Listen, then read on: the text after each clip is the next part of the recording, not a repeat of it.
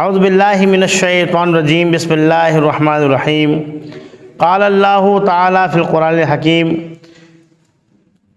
ما یلفظ من قول الا لدیہ رقیب عتید۔ ہر طرح کی تعریف و توصیف، بزرگی، بڑائی، کبریائی، حمد و ثنا اللہ رب العالمین کے لیے لائق اور زیبا ہیں، جس نے تنہا اس کائنات کو بنایا۔ بے شک وہی خالق ہے، وہی مالک ہے، وہی رازق ہے۔ سبحان اللہ و بحمدہ سبحان اللہ العظیم۔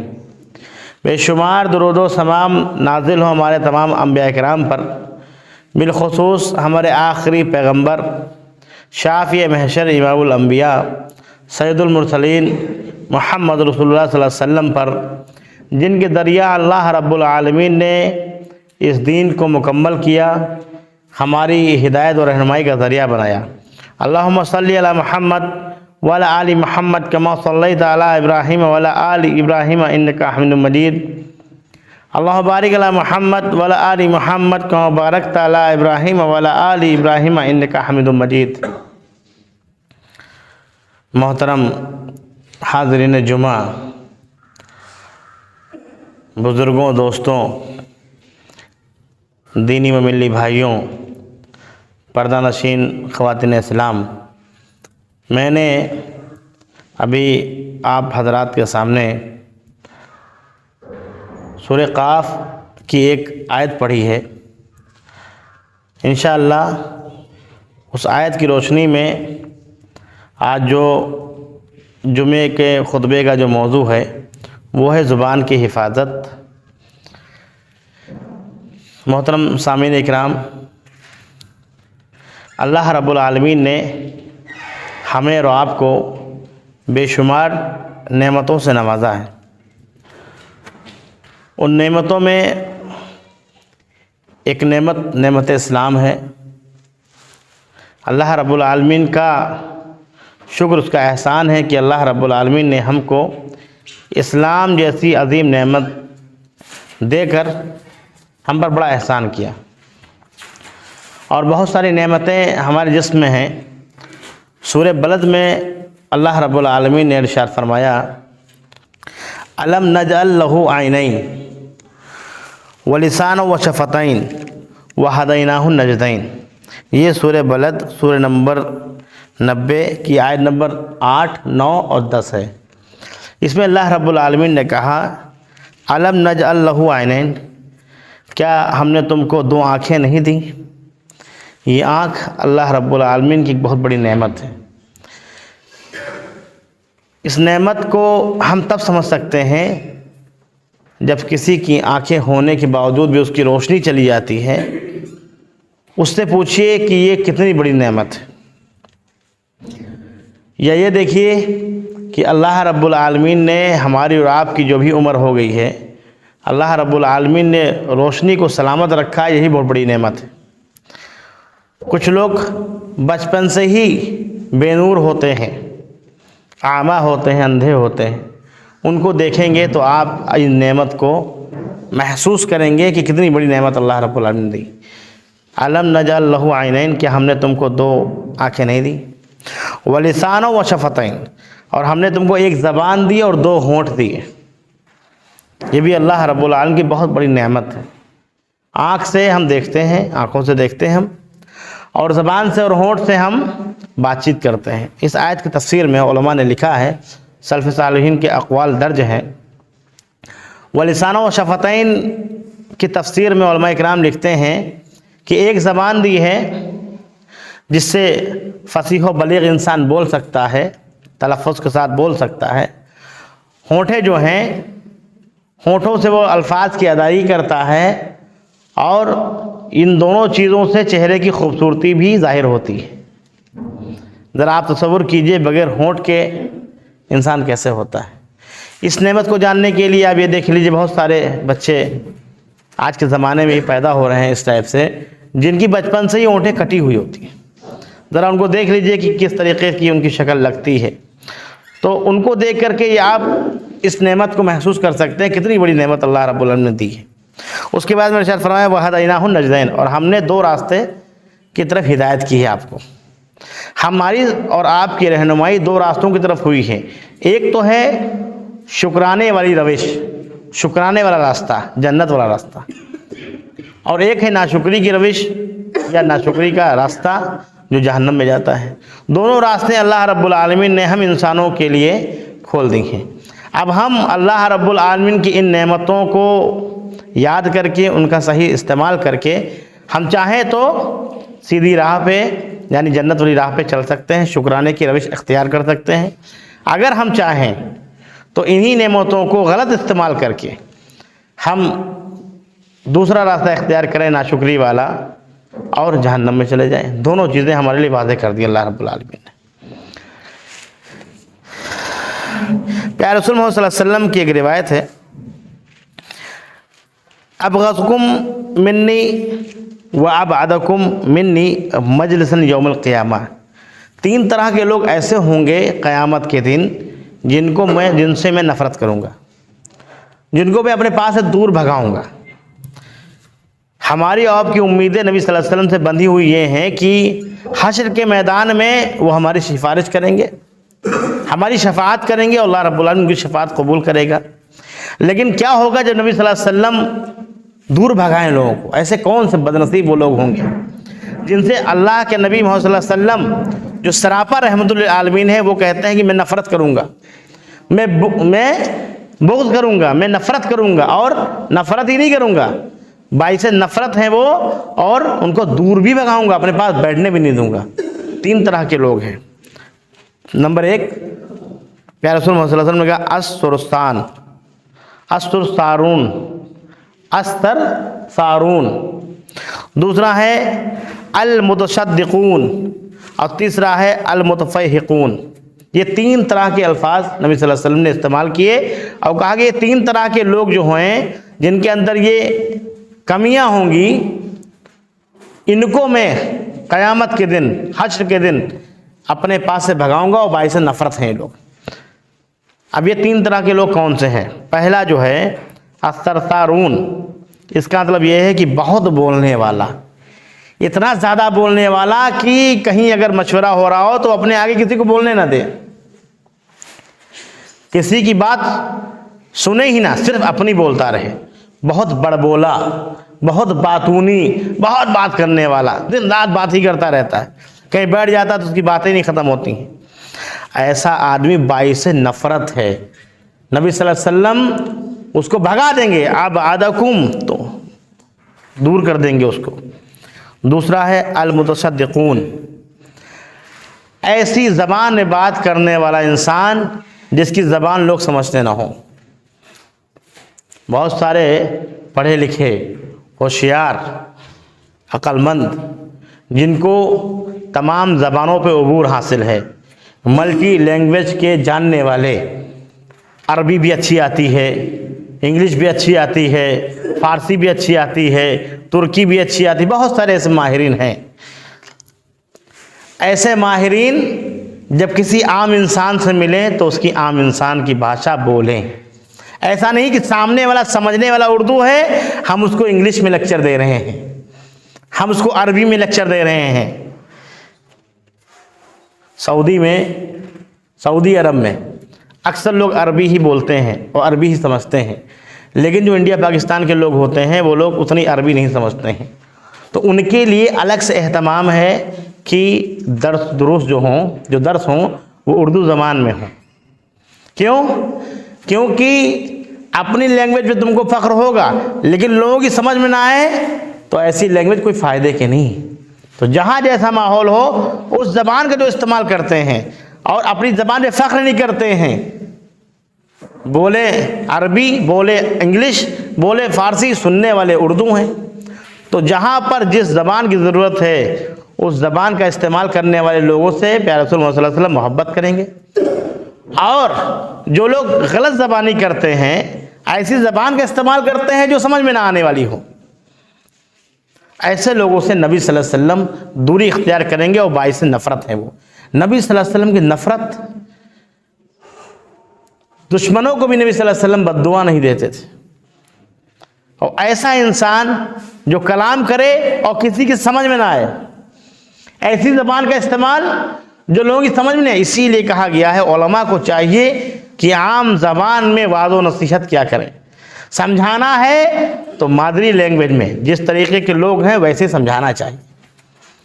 عرب کے لوگ ماشاء اللہ فصیح و بلیغ، اپنی زبان میں ان کو پہلے ہی فخر تھا، آج بھی فخر ہے، لیکن انہوں نے درست کا اہتمام اردو میں کر رکھا ہے اردو سمجھنے والوں کے لیے. ان سے ہی نصیحت لینا چاہیے. انگلینڈ میں خطبہ ہوتا ہے انگلش میں ہوتا ہے، ہوتا عربی میں ہے، کچھ آیتیں پڑھی جاتی ہیں، لیکن وعظ و نصیحت جو ہوتی ہے وہ کس میں ہوتی ہے؟ انگلش میں ہوتی ہے. ایسے ہی ہر جگہ کا ماحول ہے. آپ بنگال میں چلے جائیے، آپ کو مسنون خطبہ پڑھا جائے گا، اس کے بعد میں احادیث پڑھی جائیں گی، اس کے بعد جو وعظ و نصیحت عالم کرے گا وہ بنگالی میں کرے گا، وہاں عربی نہیں بولے گا. کیوں؟ سمجھنے والے بنگالی ہیں تو بنگالی کا استعمال کیا جائے گا. تو جس زبان کا استعمال لوگ جانتے ہوں، جو سمجھتے ہوں بھاشا، اس بھاشا میں بات کرنا یہ باعث محبت ہے نبی صلی اللہ علیہ وسلم کی. اور ایسی زبان کا استعمال کرنا جو کسی کی سمجھ میں نہیں آیا ہے. اپنے آپ کو آپ ڈاکٹریٹ کی ڈگری لے لیں، آپ انگلش میں ماہر ہوں، عربی ماہر ہوں، اور اسی میں صرف بولتے رہیں اور سمجھنے والا سمجھ نہ پائے کچھ، تو ایسی ڈگری والوں کے لیے باعث نفرت ہے وہ چیز. نبی صلی اللہ علیہ وسلم کہتے ہیں ایسا انسان کوئی کام کا نہیں، اس کو نبی صلی اللہ علیہ وسلم قیامت کے دن، حشر کے دن اپنے سے دور کر دیں گے. تیسرا المتفیحقون. صحابہ نے کہا کہ ہم دو لوگوں کو تو سمجھ گئے، الثرثارون اور المتصدقون، یہ دو سمجھ گئے کہ ایک تو بڑ بولا اور ایک ایسی زبان میں بات کرے جو لوگوں کی سمجھ میں نہ آئے. تیسرا المتفیحقون، یہ کیا ہوتا ہے؟ صحابہ نے کہا کہ وہ ایسا شخص جس کے اندر تکبر بہت زیادہ ہو. اور یہ تینوں چیزیں، یہ جو تینوں باتیں بتائی ہیں نبی صلی اللہ علیہ وسلم نے، ان کا تعلق کبر سے ہے. ایک انسان مشورے میں بیٹھا ہے، اپنی ہی باتیں کرتا جا رہا ہے، کسی کو بولنے نہیں دے رہا ہے، کسی کی سن ہی نہیں رہا ہے، تو کیا سمجھ رہا ہے اپنے آپ کو؟ اپنے آپ کو بہت ہوشیار سمجھ رہا ہے، اپنے آپ کو بہت قابل سمجھ رہا ہے وہ. تو ایسا انسان، ایسا مسلمان باعث نفرت ہے نبی صلی اللہ علیہ وسلم نے کہا. اور اس کو حشر کے دن جب نفسی کا عالم ہوگا، نبی صلی اللہ علیہ وسلم حوض کوثر میں بیٹھے ہوں گے، پانی کی تلاش ہوگی، ایسے میں نبی صلی اللہ علیہ وسلم اس کو دور بھگا دیں گے. تو تین طرح کے لوگ ہیں، تینوں کبر سے تعلق ہیں. ہم جو کچھ بولتے ہیں ہماری زبان ادا کرتی ہے. جو کچھ بھی ہم کہتے ہیں ہمیں لگتا ہے کہ ہم نے اس کے پیٹھ پیچھے کچھ کہا ہے، کسی کی پیٹھ پیچھے، یا کسی کے بارے میں کچھ غلط بیانی کی ہے، تو ہم سوچتے ہیں کہ وہ سن نہیں رہا ہے. آپ کو یہ معلوم ہونا چاہیے، سورہ قاف سورہ نمبر 50 کی آیت نمبر 18 میں اللہ رب العالمین نے کہا ما یلفظ من قول الا لدیہ رقیب عتید. جو کچھ بھی تمہاری زبان سے ایک لفظ بھی اگر نکلتا ہے، کچھ بھی نکلتا ہے، فوراً نوٹ کر لیا جاتا ہے. فرشتے موجود ہیں تمہاری ہر خیر و شر کو لکھنے کے لیے. جو بھی جملہ ہم ادا کرتے ہیں، اندھیرے میں، اجالے میں، اکیلے میں، بھیڑ میں، اچھا کلام، برا کلام، سب لکھ لیا جاتا ہے. دو فرشتے موجود ہیں، ان کو کرامن کاتبین کہا گیا ہے قرآن حکیم میں، کہ یہ لکھنے والے ہیں، ہر چیز کو نوٹ کر لیتے ہیں. تو جب بھی ہم بولیں سوچ سمجھ کر کے بولیں. زبان ایک بہت بڑی نعمت ہے. میں نے پہلے کہا کہ زبان اللہ رب العالمین کی بہت بڑی نعمت ہے. اس کو استعمال کر کے ہم وہدیناہ النجدین، دونوں راستے کھلے ہیں ہمارے لیے. ہم اس زبان کا استعمال کر کے جنت میں جا سکتے ہیں، اور اسی کا غلط استعمال کر کے ہم جہنم میں جانے والے بن سکتے ہیں. آئیے دیکھیے سورہ مومنون سورہ نمبر 23 آیت نمبر 1 سے لے کر کے 3 پڑھیں آپ. اس میں اللہ رب العالمین نے مومنین کی، جو مومن جو کامیاب ہونے والے ہیں، ان کی کچھ کوالٹی، کچھ صفت اور کچھ خوبیاں بیان کی. وہ خوبیاں ہمارے اور آپ کے اندر ہونا چاہیے اگر ہم کامیاب مومن ہونا چاہتے ہیں. مومن بھی، وہ بھی کامیاب. کیا کہ اللہ رب العالمین قد افلح المومنون، یقیناً مومن کامیاب ہو گئے. الذین هم فی صلاتہم خاشعون، جو اپنی نماز میں خشوع کو اختیار کرتے ہیں. یہ خشوع خضوع کیا ہوتا ہے؟ خشوع خضوع یہ ہوتا ہے نماز کو اس طریقے سے پڑھا جائے کہ ہم اللہ رب العالمین کو دیکھ رہے ہیں احسان کے طریقے سے. اگر یہ تصور نہ ہو سکے تو ہم کم سے کم یہ تصور کریں کہ اللہ رب العالمین ہم کو دیکھ رہا ہے. ایسے مومن کامیاب ہو گئے جو کیا کرتے ہیں؟ نماز میں انہماک، خشوع خضوع اختیار کرتے ہیں.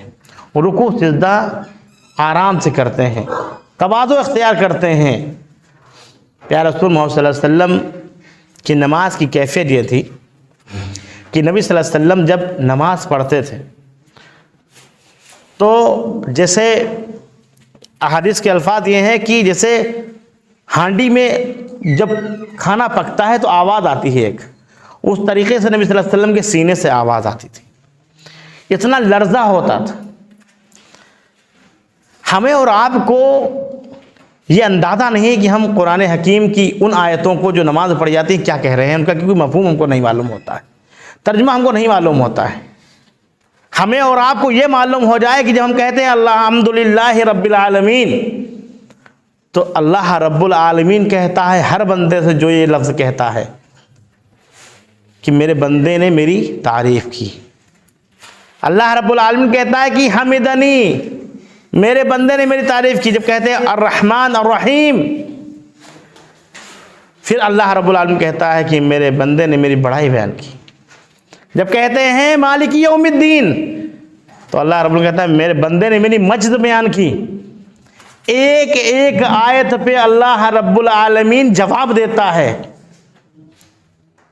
اور ہم ہیں کہ الحمدللہ رب العالمین یا پوری نماز پڑھ لیتے ہیں، وہ خبر تک نہیں ہوتی ہم نے کیا کہا۔ جب نماز میں پڑھی جانے والی تمام آیات کا ہم کو ترجمہ معلوم ہوگا، دعاؤں کا ترجمہ معلوم ہوگا، تب ہم محسوس کریں گے، تب جا کر کے ہماری نماز میں خشوع و خضوع آئے گا۔ آج ہماری نمازوں کا، ہماری عبادات کا کیا حال ہے؟ موبائل بجا، اٹھا کر کے دیکھ لیا کس کا آیا ہے موبائل، یہاں کھجا رہے ہیں وہاں کھجا رہے ہیں، کپڑا بھی اسی میں صحیح کرنا ہے، سب کچھ اسی میں کرنا رہتا ہے، نماز میں ہی ساری چیزیں، کوئی سر کھجلا رہا ہے، کوئی کچھ کروا رہا ہے۔ نبی صلی اللہ علیہ وسلم کی نماز کی طریقے سے ہماری نماز ہونی چاہیے۔ پیارے رسول صلی اللہ علیہ وسلم نے کہا صلو کما رأیتمونی اصلی، جیسی تم نے مجھ کو نماز پڑھتے ہوئے دیکھا ہے ویسے ہی تم کو نماز پڑھنی ہے، کوئی الگ سے نماز نہیں پڑھنی تم کو۔ تو وہ مومن کامیاب ہو جاتے ہیں جن کی نمازوں میں انہماک ہوتا ہے، خشوع خضوع ہوتا ہے۔ والذین هم عن اللغو معرضون، اور جو لغو باتوں سے اعراض کرتے ہیں۔ اور جو لغو بات کیا ہوتی ہے؟ لغو مطلب جس میں نہ دنیاوی فائدہ کوئی ہو نہ اخروی فائدہ ہو، مطلب دنیا و آخرت کا کوئی فائدہ نہ ہو، ایسی بات سے اعراض کرتے، بیٹھنا نہیں ہے وہاں پر، ان میں شامل نہیں ہونا ہے، اس ڈیبیٹ میں آپ کو بیٹھنا نہیں ہے، بلکہ اعراض کرنا، اگنور کرنا اس کو بولتے ہیں انگلش میں۔ مطلب ایسی باتوں پر آپ کو کان دھرنے ہی نہیں ہے جس میں دنیا و آخرت کا فائدہ نہ ہو، یا دنیاوی فائدہ ہو یا آخرت کا فائدہ ہو۔ ایسی بحث میں، ایسی بات چیت میں، ایسی ڈیبیٹ میں آپ کو بیٹھنا ہے۔ فالتو کی چیزیں، لغو چیزوں پر دھیان ہی نہیں دینا ہے۔ ہمارا اور آپ کا وقت کہاں ضائع ہو رہا ہے؟ فضول کے بحثوں مباحثے میں، بلا وجہ کی مسئلے مسائل میں، نہ دنیاوی کوئی فائدہ ہو رہا ہے نہ آخرت کو کوئی فائدہ ہو رہا ہے، اور صرف مسئلے مسائل میں لگے ہوئے۔ ایسی جگہ پر بیٹھنا منع ہے۔ جو لوگ لغو باتوں سے اعراض کرتے ہیں وہ کامیاب ہو جاتے ہیں، وہ مومن کامیاب ہو جاتے ہیں۔ اللہ رب العالمین نے سورہ مدثر میں سورہ نمبر 74 کی آیت نمبر 41-42 سے لے کر کے 46 تک، جنت والے جنت میں چلے جائیں گے، جہنم والے جہنم میں چلے جائیں گے۔ جنتی جہنم والوں سے سوال کریں گے، کیا کہیں گے؟ ما سلککم فی سقر۔ جہنم کے بہت سارے نام ہیں، کہیں حاویہ ہے، کہیں نار ہے، کہیں جہنم ہے، یہاں سقر ہے۔ کس چیز نے تم کو جہنم میں ڈال دیا بھائی؟ جنتی پہلے جب یہ آیات نازل ہوئی تھیں، صحابہ کرام تو ایمان لانے والے تھے، آمنا صدقنا کہنے والے تھے، سمعنا واطعنا کہنے والے تھے کہ ہم نے سنا اطاعت کر لیا۔ آج بہت آسان ہے دین کو سمجھنا۔ اگر اس وقت ہم کہتے کہ جنت والے جہنم میں کیسے بات کریں گے تو ہماری سمجھ میں نہیں آتا، اور شاید ہم ایسے لوگ میں ہوتے جو نبی صلی اللہ علیہ وسلم کی تعلیمات کا انکار کرنے والے ہوتے۔ لیکن آج الحمدللہ اللہ رب العالمین نے ایسے دور میں ہم کو پیدا کیا ہے کہ ہمارے لیے اسلام کو سمجھنا اور آگے بڑھانا زیادہ آسان ہو گیا ہے۔ آج ہمارے پاس موبائلز ہیں، آپ ویڈیو کال کر کے دیکھ سکتے ہیں، پوچھ سکتے ہیں کہاں کون بیٹھا ہے، کتنا آسان ہے. آج ہمارے سمجھ میں آ رہا کہ جنتی جہنم والوں سے کیسے سوال کریں گے, کیسے پوچھیں گے.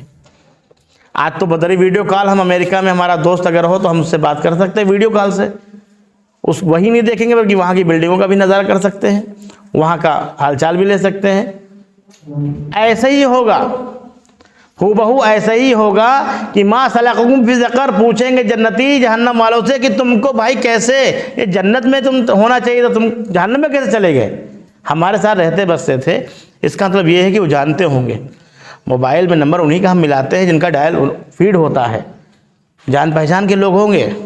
اور ان جان پہچان والوں میں ہم لوگ نہ ہو تو بہتر ہی ہے, ہم لوگ جنت والے رہیں. اللہ سے دعا کیجیے. جنتی جہنمیوں سے سوال کریں گے کیا چیز تم کو جہنم میں لے کے گئی, تو سنیے جہنمیوں کا جو جواب ہوگا سنیے. قالو, وہ کہیں گے, وہ سب کے سب کہیں گے, لم نکو من المصلین, ہم نماز پڑھنے والوں میں سے نہیں تھے. ہم نماز پڑھنے والوں میں سے نہیں تھے. نماز کی ہم سوچتے ہیں 5 وقت کی نماز ہے, اس میں کیا بڑی بات ہے. نماز ہم پڑھتے ہیں جا کر کے, سارا کاروبار کا حساب بھی اسی میں کر لیتے ہیں, ساری چیزیں کر لیتے ہیں. لیکن یہ سمجھ لیجئے کاروبار کا حساب کرنے کے لیے نمازیں وقت مقررہ پر نہیں فرض ہوئی ہیں. انہماک کے ساتھ نماز پڑھنی ہے. جو ٹونٹے مارتے ہیں ہم لوگ, جو ایکسپریس والی نماز پڑھتے ہیں, اللہ رب العالمین قبول نہیں ہے. خشوع و خضوع کے ساتھ ہم پڑھیں گے تب قبول ہوگی. ہو سکتا ہے ایسے یہ مصلی جو سقر میں ہے, جہنم میں ہے, ہو سکتا ہے ٹونٹے مارنے والے ہوں, جلد بازی میں 4 رکعت کو 1 منٹ میں نپٹانے والے, 12 رکعت کو 6 منٹ میں نپٹانے والے, رکوع سجدہ سب ایک میں ملانے والے. ہو سکتا ہے ایسے لوگ جہنم میں جائیں. ہو سکتا ہے نمازی ہی ہوں وہ, لیکن نماز ان کی سنت کے مطابق نہیں ہوگی تو کیا ہوگی, قبول ہوگی نہیں ہوگی. دوسری بات بتائی, وَلَمْ نَكُ نُطْعِمُ الْمِسْكِينَ, ہم مسکینوں کو کھانا کھلانے والے نہیں تھے. اس معاملے میں اگر یہ آیت پڑھی جائے تو حمام میں سب ننگے نظر آئیں گے. آج لوگ اتنا پریشان ہے کہ اپنے گھر کا خرچ نہیں چلا پا رہے, آپ مسکینوں کو کھانا کھلانے کی بات کر رہے ہیں. مسکین کو ہم کھانا نہیں کھلاتے تھے اس لیے جہنم میں چلے گئے. جتنے بھی مسجد میں یہاں بیٹھے ہوئے ہیں جمعے میں, کوئی ہاتھ ایک اٹھا کر کے کہے کہ ہم نے اتنے مسکینوں کو کھانا کھلایا. وہ نہیں کہ میت کے بعد آپ نے فاتحہ کروائی تو اس میں کھلا دیا, میلاد کروائی تو اس میں بانٹ دیا, یا بچے کا عقیقہ ہوا تو اس کو کھلا دیا, یا ولیمے میں کھلا دیا. آپ نے ایسے ہی رینڈم کسی دن گئے سامان لینے کے لیے, کچھ خرید لیا غریبوں کے لیے. آپ کو معلوم ہے آپ کے محلے میں, آپ کے گاؤں میں, آپ کے شہر میں کون کون غریب ہے, آپ جانتے ہیں آپ کی رشتہ داری میں کچھ غریب ہے. کیا ایسا کوئی شخص ہے جو ہاتھ اٹھا کے کہے کہ ہاں میں کنٹینیو مہینے کا فلاں فلاں جگہ راشن بھجواتا ہوں یا کھلاتا ہوں؟ سوچئے ہمارے آپ کی گنتی کہاں ہوگی. وہ مصلی نہیں تھے اور نہ ہی کھانا کھلانے والے تھے. پتہ یہ چلا کہ نماز بھی ہم لوگوں کو پڑھنی چاہیے تو سنت کے مطابق, اور سنت کے مطابق نبی صلی اللہ علیہ وسلم کی سنت ہے یہ کہ مسکینوں کو کھانا کھلاتے تھے. قرآن میں درج ہے, وہی احادیث میں ہے, وہی نبی صلی اللہ علیہ وسلم کے کیریکٹر میں تھا. ایسا نہیں کہ ہم پڑھتے تو کچھ ہیں کرتے کچھ, ایسا نہیں. صحابہ کی زندگی, نبی صلی اللہ علیہ وسلم کی زندگی ایسے نہیں تھی کہ آدیش کچھ ہوا کر کچھ نہیں, ایسا نہیں. سمینا و اطانا ان کی فطرت تھی. اس کے بعد وَكُنَّا نَخُوضُ مَعَ الْخَائِضِينَ, یہ میرا آج کا موضوع ہے. وَكُنَّا نَخُوضُ مَعَ الْخَائِضِينَ, اور ہم فضول باتوں کے ساتھ بیٹھے رہتے تھے. گپ بیٹھے ہیں, بحث چل رہی ہے, کہانیوں پہ کہانیاں, داستان پہ داستان, اپنی اپنی لوگ لمبی لمبی چھوڑ رہے ہیں, چٹکلے چھوڑ رہے ہیں. ہمارے دادا اتنے بگہا کے اور فلاں بولتے تھے, ایسا ہوتا تھا ویسا ہوتا تھا, بلا وجہ کی بات چیت. کیا کرتے تھے ہم؟ ٹائم پاس کرتے تھے, صرف بات چیت کیا کرتے تھے, ایسی بات چیت جو لغو ہوتی تھی. وَكُنَّا نَخُوضُ مَعَ الْخَائِضِينَ, ہم ایسے لوگوں کے ساتھ بیٹھے رہتے تھے جو بلا وجہ کی بحث و مباحثے میں پڑے رہتے تھے. تو کون تھے یہ؟ جہنم میں جانے والے لوگ ہیں. نبی صلی اللہ علیہ وسلم نے بھی کہا ہے کہ ایسے لوگ جنت والے نہیں ہیں.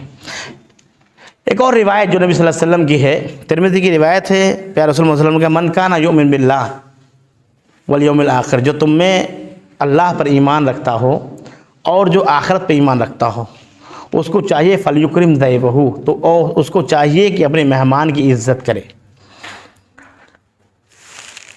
پھر کہا نبی صلی اللہ علیہ وسلم, من کان یؤمن باللہ والیوم الآخر, تم میں جو اللہ پر ایمان رکھتا ہو اور آخرت کے دن پر ایمان رکھتا ہو, فلیصل رحمہ, تو اس کو چاہیے کہ اپنی رشتہ داری کو جوڑے۔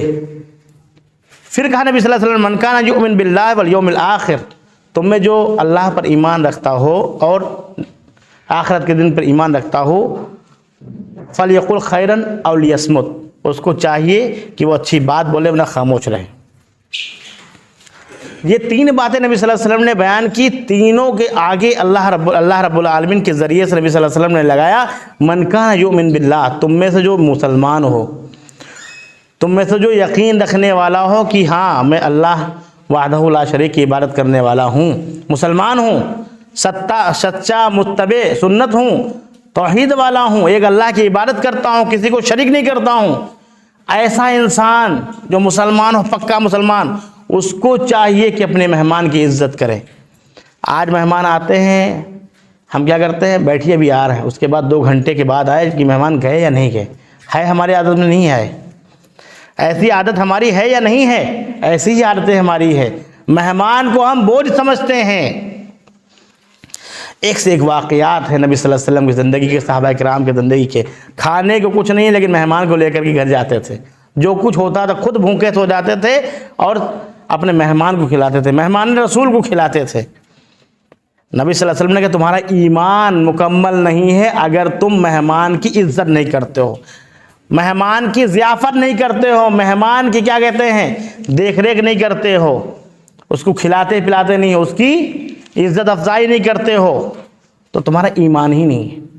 پھر نبی صلی اللہ علیہ وسلم نے کہا کہ تم ایمان والے نہیں ہو اگر تمہاری رشتہ داری میں لڑائیاں چل رہی ہیں، اگر گھر میں بغاوت ہے، بھائی سے بول چال بند ہے، بہن سے بول چال بند ہے، پھوپھا سے ناراض ہے، چاچا سے ناراض ہے، ایمان نہیں ہے۔ نبی صلی اللہ علیہ وسلم شرط لگائی من کان یؤمن باللہ والیوم الآخر، اگر تم میں ایمان ہے، آخرت کے دن کا یقین ہے، اگر تم واقعی مسلمان ہو تو اپنی رشتہ داری کو پھر سے جوڑو۔ پچھلے خطبے میں نے کہا تھا کہ جس کو چاہیے کہ عمر لمبی اور کاروبار میں اور رزق میں برکت، اس کو چاہیے کہ اپنی رشتہ داری وہ جوڑے، صلہ رحمی کرے، صلہ رحمی کرے، دوستی یاری اور چٹیا بازی نہ کرے بلکہ صلہ رحمی کرے۔ تیسری بات جو نبی صلی اللہ علیہ وسلم نے کہی، تمہارا ایمان ہی مکمل نہیں ہے اگر تمہاری زبان سے لوگ محفوظ نہیں ہیں۔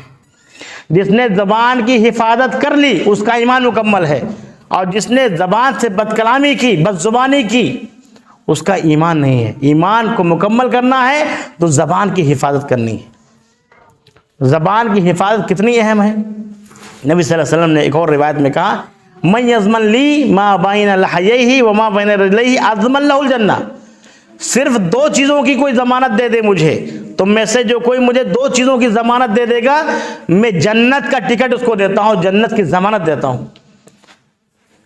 ما بین لحییہ، جو تمہارے دونوں داڑھوں کے درمیان ہے زبان، وما بین رجلیہ، اور جو تمہارے پیروں کے درمیان ہے شرمگاہ۔ یہ 2 چیزیں ایسی ہیں جس کی وجہ سے انسان جنت کما سکتا ہے اور اسی وجہ سے جہنم میں جائے گا، یہی سبب بنے گا۔ واقعات پڑھیے آپ صحابہ کرام کے، 2 چیزوں کی گارنٹی دے دیجئے، نبی صلی اللہ علیہ وسلم نے جنت کی گارنٹی دی ہے، یہاں ایک پلاٹ کی، ایک دکان کی، ایک مکان کی، ایک جاب کی گارنٹی نہیں دیتے ہیں ہمارے والد، ہمارے گارجین، یا ہم جتنی بھی ڈگریاں لے رہے، وہ ڈگریاں ہم کو ضمانت نہیں دیتی ہیں کہ تمہاری یہ پرماننٹ جاب رہے گی یا تم نکال دی جاؤ گے۔ صرف 2 چیزوں کی ضمانت ہو، کیا ہیں یہ نعمتیں ہیں اللہ رب العالمین کی، صحیح استعمال کرو گے جنت میں جاؤ گے، غلط استعمال کرو گے جہنم میں جاؤ گے۔ عقبہ ابن عامر ہیں، نبی صلی اللہ علیہ وسلم کو نصیحت کر رہے ہیں، یہ بات کہہ کر کے میں بات مکمل کر لوں گا انشاءاللہ اپنی۔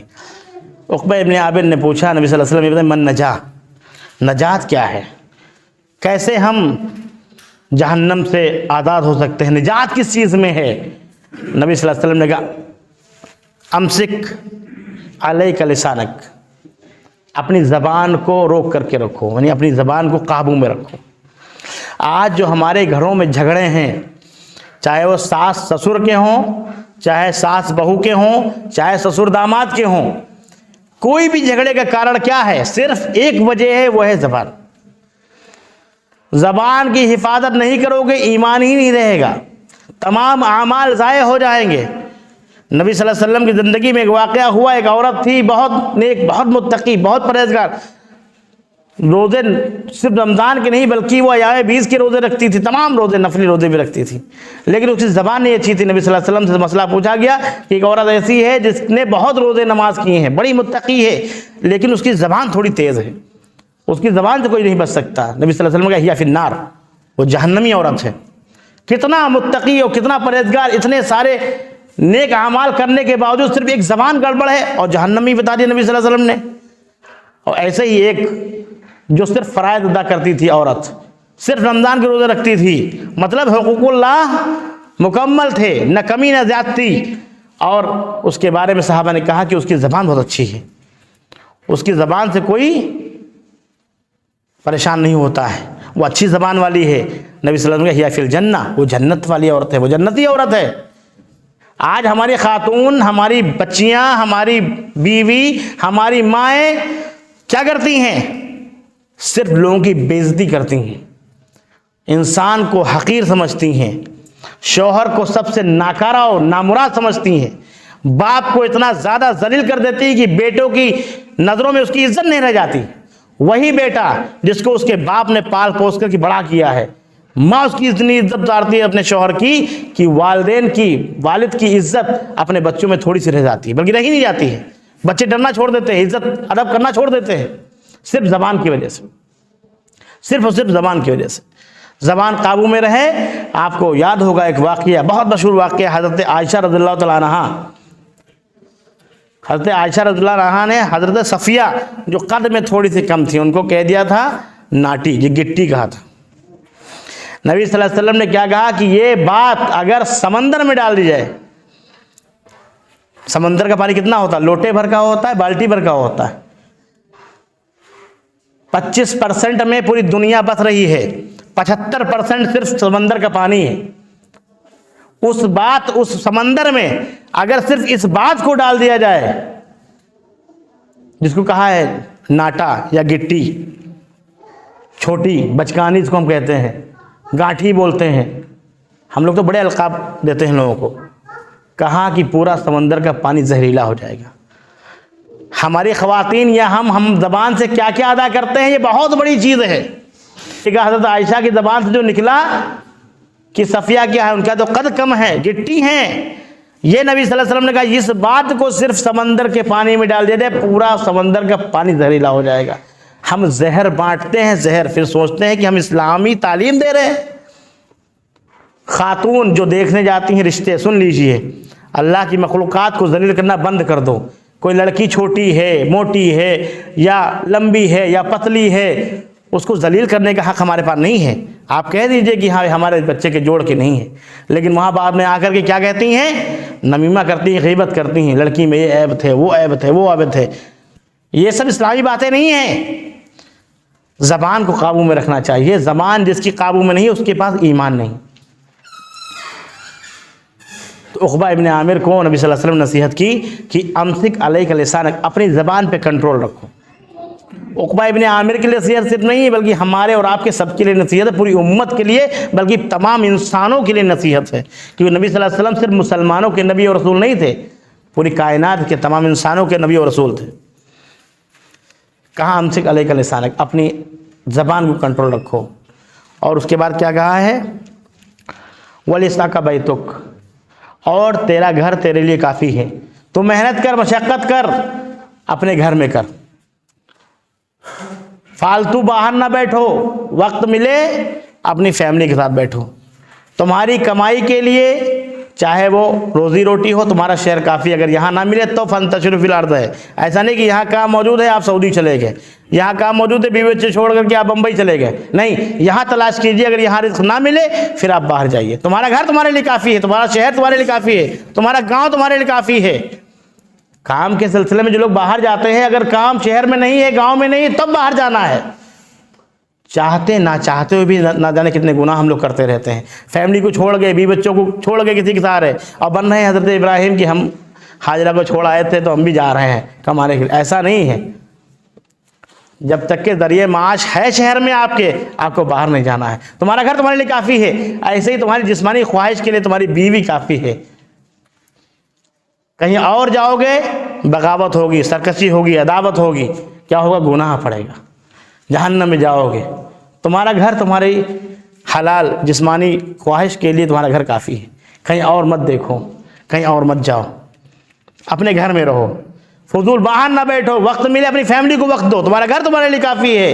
تمہاری دینی تبلیغ کے لیے جو لوگ جاتے ہیں باہر تبلیغ کرنے کے لیے, پہلے گھر والوں کی اصلاح کر لیجئے, محلے والوں کی اصلاح کر لیجئے, شہر والوں کی اصلاح کر لیجئے, اس کے بعد باہر جائیے. بیٹا بے نمازی ہے, ابا سوڈان میں, ماں پردہ نہیں کرتی ہے, وہ انڈونیشیا میں جماعت لے کر کے گئے ہیں, غلط ہے. پہلے گھر کی اصلاح کیجئے. وَأَنذِرْ عَشِيرَتَكَ الْأَقْرَبِينَ, اپنے گھر والوں کو پہلے ڈراؤ. نبی صلی اللہ علیہ وسلم اپنے گھر میں اصلاح کر لیجئے. چچا, پھپھا, نانا, یہ جتنے بھی رشتہ دار ہیں یہ آپ کی صلہ رحمی کی محتاج ہے. آپ ان کو اسلام بتائیے, ان پہ تبلیغ کیجئے. پہلے رشتہ داری پوری آپ تبلیغ کر لیجئے, اصلاح کر لیجئے, اس کے بعد باہر نکلیے. یہ نبی صلی اللہ علیہ وسلم کی احادیث ہے. اس کے بعد میں آخری بات کہی, وَابْكِ عَلَىٰ خَطِيئَتِكَ, اور اپنے گناہوں پر رو. آج ہمارے اندر ایک کمی یہ ہے کہ ہم اپنی غلطیوں کو نہیں دیکھتے ہیں. امام میں غلطی, مؤذن میں غلطی, متولی میں غلطی, مدرسے کے ناظم میں غلطی, تنظیم کے سربراہ میں غلطی, حکومت چلانے والے ان کی غلطی, سب کی غلطیاں دیکھتے ہیں سوائے اپنے. نبی صلی اللہ علیہ وسلم نے کہا اپنی غلطیوں پر تم کو رونا ہے. وَابْكِ عَلَىٰ خَطِيئَتِكَ, اور رو اپنی غلطی پر. 7 لوگ ایسے ہوں گے قیامت کے دن جو عرش کے سائے میں ہوں گے. اس میں یہی ذکر اللہ خالین ففاضت عیناہ, جو تنہائی میں اللہ کو یاد کرے اور آنسو گر جائے. یقین مانیے جیسے گائے کے تھن سے دودھ نکل کے واپس جا نہیں سکتا, ایسے ہی نبی صلی اللہ علیہ وسلم نے مثال دی ہے کہ اگر تمہارا آنسو اللہ کی یاد میں گرا, تمہاری غلطی پہ تم نادم ہوئے, شرمندہ ہوئے, تم نے توبہ کی اور تم نے آنسو بہائے, وہ آنسو سوکھنے سے پہلے اللہ رب العالمین معاف کر دیتا گناہوں کو. اسی لیے نبی صلی اللہ علیہ وسلم نے کہا وَابْكِ عَلَىٰ خَطِيئَتِكَ, اپنے گناہوں پر رو, اپنے گناہوں کو یاد کرو, اپنے گناہوں کو رو. تو زبان کی حفاظت پہ یہ چند باتیں تھیں. اللہ رب العالمین سے آخر میں دعا ہے کہ اللہ رب العالمین ہم سب کی زبان کی حفاظت فرمائے. آمین. وآخر دعوانا الحمد للہ رب العالمین.